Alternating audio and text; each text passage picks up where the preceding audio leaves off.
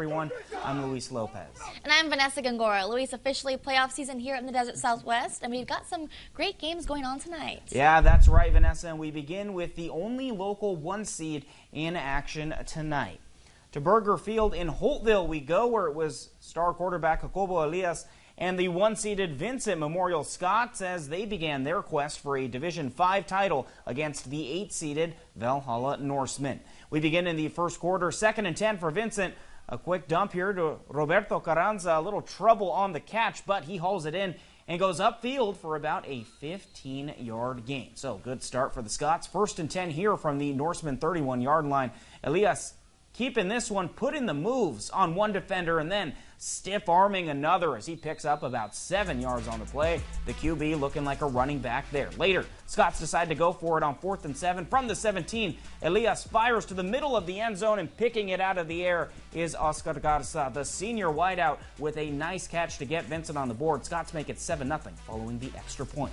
Scott's back with it here after forcing a punt. Elias quickly deciding to keep this one as he shows off the legs again, this time for a 19-yard gain. Elias getting to about the 32 there, and it's looking promising yet again for Vincent. Later in the drive, 4th and 4 from the 41. Scott's gambling again, and well, they hit the jackpot. Elias finding Miguel Ruiz downfield as he makes the catch and takes it to the house for another touchdown. Scots double their lead after the extra point.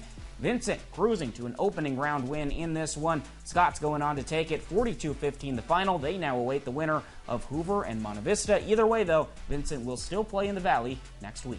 Good game. Now to Shimamoto Simpson Stadium, where the Tigers are taking on the Valley Center Jaguars in first round of Division 3 playoffs. 0-0 first quarter. Tigers 3rd and 10. Jaden Ayala steps back, and he's throwing long to Giovanni Robles, who snags this midair and comes up just 1 yard short of the first down.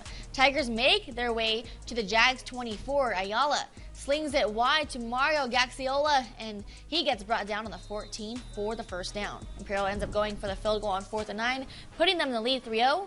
The Jags on 3rd and 8.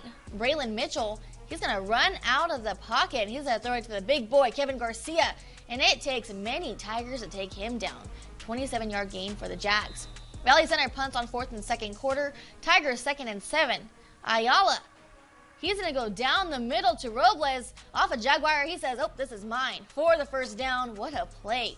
On the 34, Ayala is going to find no other than Robles once again, and he does not disappoint for another first down.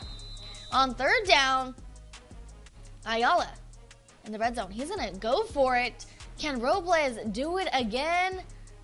Oh no, the snag, but out of bounds. He's upset, but that's okay because the Tigers take the W 16-14 and advance to quarterfinals.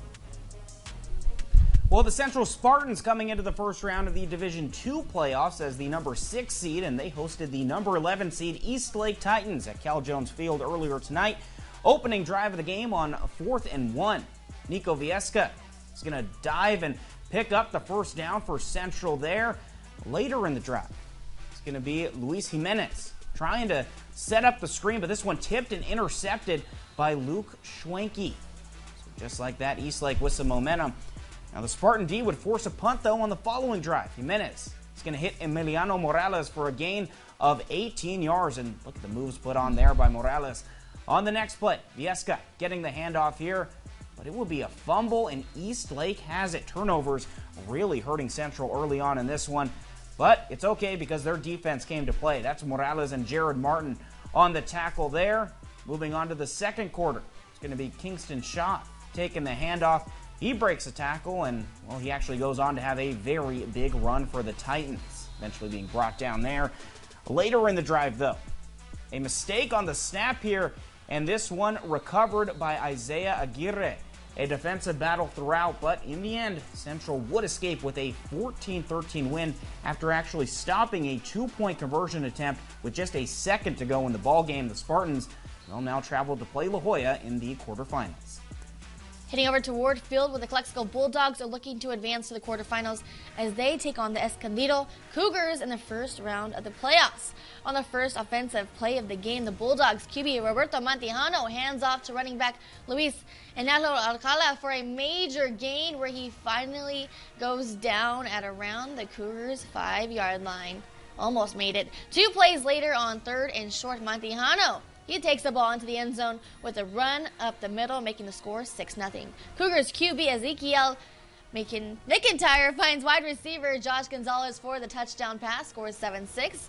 Cougars go on to score a 2nd consecutive touchdown on 1st and goal as QB Caden Thompson finds Gonzalez once again for the touchdown, making the score 14-6. On 2nd and short, Cougars Thompson, he's going to hand it off to running back Friday Pollard for their 3rd consecutive touchdown. Score is now 21-6. After some early struggles, the Bulldogs are able to get some positive action as wide receiver Leo Quinchola takes the handoff and turns it into a big gain. The Bulldogs would go on to lose the game 37-21, though, falling out of the tournament, while the Cougars improved, making it to the next round.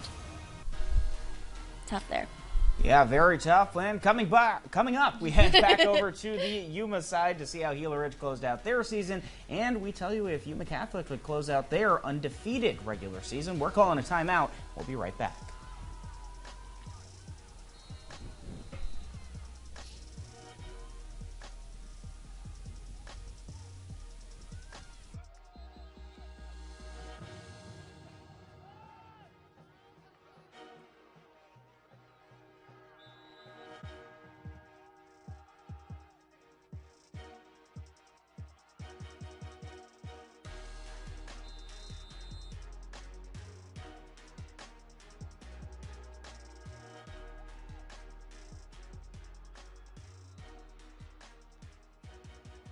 Hey, it's Blitz with ShamPow. It has a special microfiber in the middle and ShamWow on the edges. That combo gives you the pow for no more streaks, no more wasted time, no more unhappy life. It's the fastest way to dry your car. Anyone can dry their car in 60 seconds. You're going to easily reach the top, then quickly dry your side. And you're going to be spending the money, $20, $40, $50 on car washers that are going to last a few days anyway. ShamPow.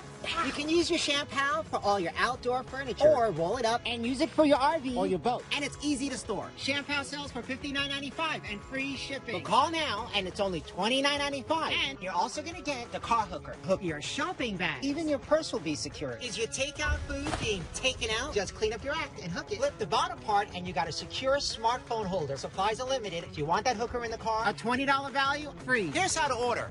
Call 800-626-8134 or scan the QR code. And if you order now, you get the free car hooker. Supplies are limited, so call 800-626-8134. Call now. The average cost of hearing aids is nearly $5,000. But now you can buy a full pair of rechargeable, wireless, nearly invisible, easy to use, very comfortable hearing devices for only $99. $99 for a full pair? Yes, but only from Audion. Audion Adams are trusted by over 300,000 customers nationwide. My Audions really have been a godsend to me.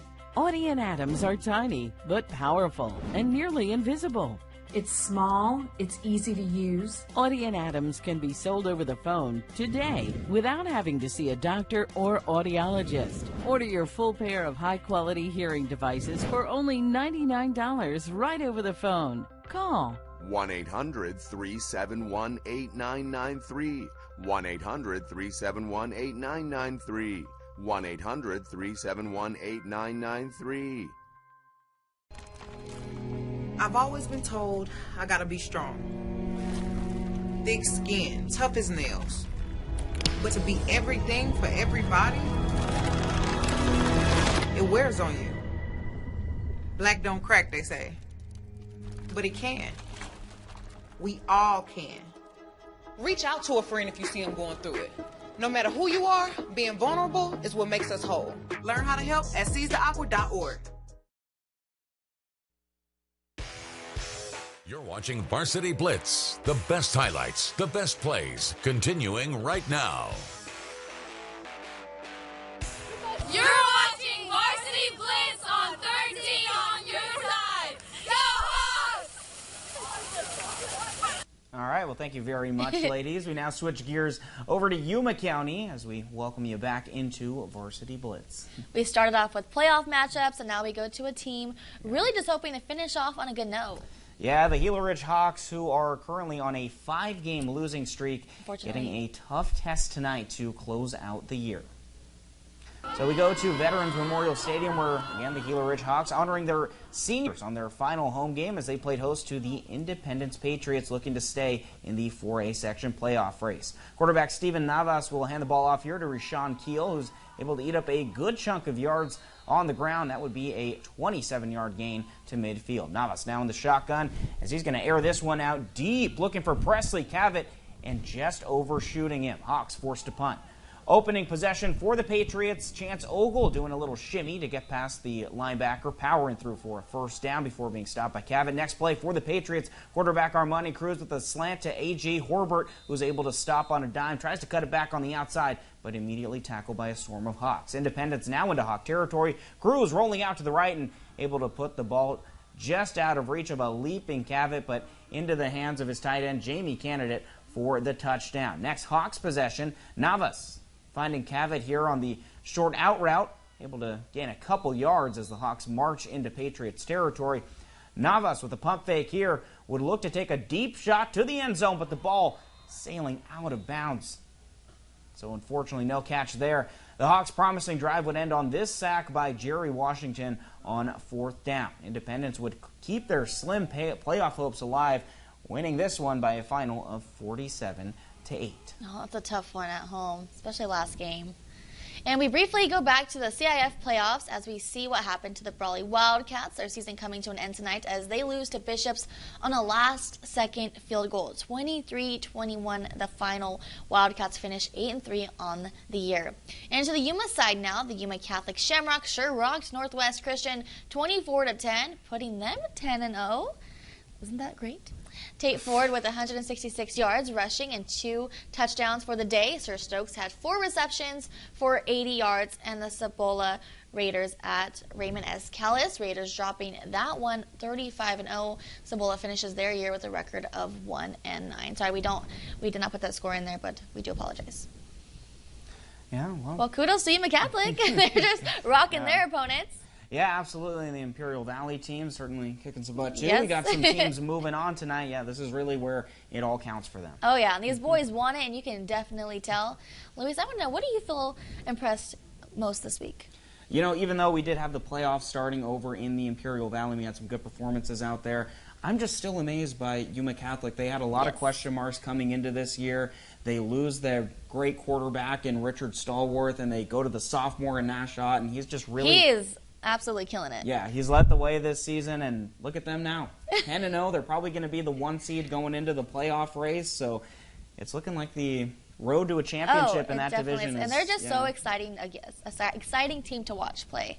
Yeah, they really are. You know, they're bringing it week in and week out. They've won, it seems like, all their games by a super wide point margin, so again, not likely number 1 team going into that playoff bracket, and yeah, looks like the road to an Arizona championship is going to have to go through Rick McGuinn Stadium. Oh, yeah. Congratulations so far to the Shamrocks. And which of these Valley teams tonight do you feel have the chance to go to the furthest? You know, I did have a chance to go to Holtville to watch that Vincent Memorial game. They're looking really good. They did play a maybe not so great team in Valhalla. That's a team with only 2 wins on the year. They were able to sneak into the playoffs, but Vincent has a Kobo Elias, and that just seems to be like the only thing quarterback that they need. Yeah, he's been good for so long. He's obviously in his senior season, wants to show out. I think they have a really good chance to go all the way this year. And on top of that, we just talked about how Yuma Catholic is probably going to have their home field advantage throughout their playoff race. Same can be said for Vincent Memorial. So if you want it, then the road to a Division V championship in San Diego section has to go through the valley, wherever it is that Vincent is playing. Obviously, we know they don't have a stadium, so I can't say exactly where it's going to go through, but either way, they have that home field advantage, so they're going to be able to play those games in the valley. That's going to be a huge advantage for them. And again, Jacobo and Elias. Imperial came out with a win today. Very close game. When I was there, they were up 6-0 when I left, and then they pulled it out 16-14. But, yeah. Yeah, David Shaw's boys back at it. Thank you so much for joining us here tonight on Varsity Blitz. Stay tuned next week for all the playoff action. I'm Vanessa Gongora for Luis Lopez. Have a good evening.